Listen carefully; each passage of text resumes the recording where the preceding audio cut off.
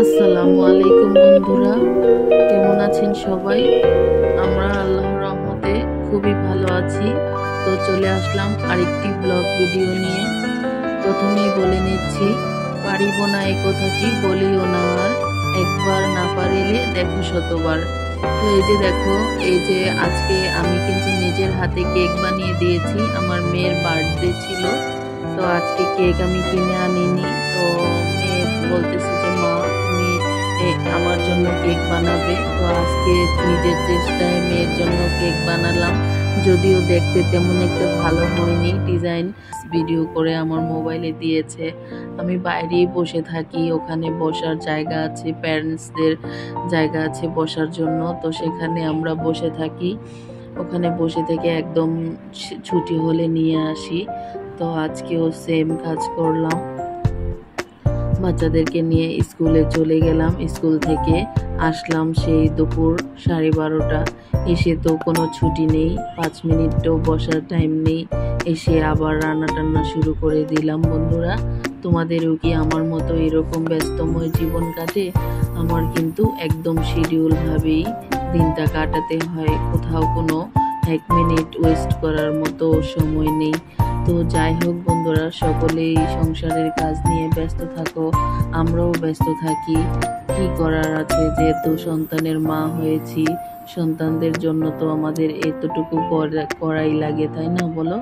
তো আজকে যে আমার মেয়ের গতকালকে বার্থডে ছিল, রাতে ওর বাবা বলছিল যে বাইরে থেকে খাবার নিয়ে আসবে, তার জন্য আমি আর কিছু রান্না করিনি।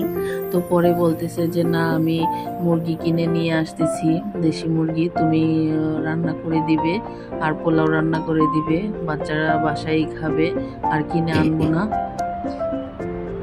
তো তার জন্য দেখা গেল আমি কষ্ট করে কি করব, অত রাতে মুরগি ভুনা করে দিলাম আর কি, রোস্টের মতো করেই বড় বড় পিস করে ভুনা করে দিয়েছি এবং পোলাও রান্না করে দিয়েছি। বাচ্চারা খুবই তৃপ্তি সহকারে বাবাকে নিয়ে সাথে ওরা এটা খেলো আর কেক কাটলো।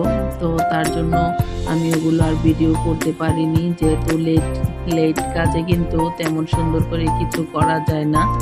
তো সে যদি আগেই বলে দিত যে এগুলা বাসায় রান্না করো, তো আমি আগেই ব্যবস্থা করতাম। যেহেতু বলেনি, তার জন্য আর কি করার আছে বলো, যখন যা তাই করতে হয় আমাদের গৃহিণীদের।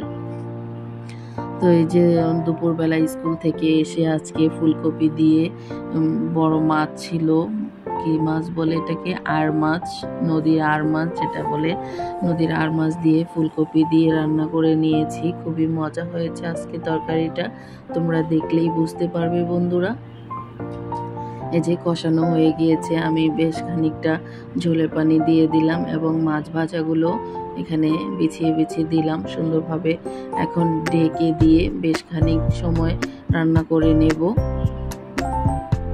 বন্ধুরা, যারা এই পর্যন্ত আমার ভিডিওটি দেখেছো সকলকে অসংখ্য ধন্যবাদ, এবং যারা একটি লাইক দিতে ভুলে গিয়েছো তারা প্লিজ আমার ভিডিওতে একটি লাইক দিয়ে কন্টিনিউ করবে।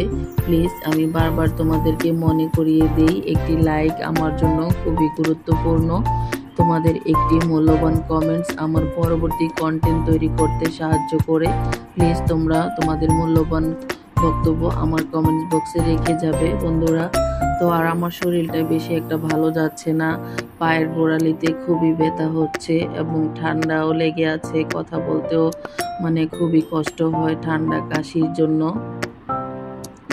তো এই যে দেখো বন্ধুরা, আজকে আরেকটা রান্না করেছি, সেটা হলো পালং শাক। পালং শাকটা আমি ভাজি করে নিয়েছি বন্ধুরা।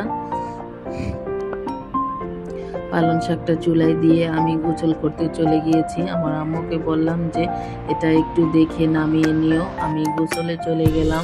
ওর আব্বু চলে আসছে দুপুরে খাবার খেতে, তো তার জন্য আমি আর লেট করিনি, আমি শাক বসিয়ে দিয়ে চলে গিয়েছি এই যে গোসলে।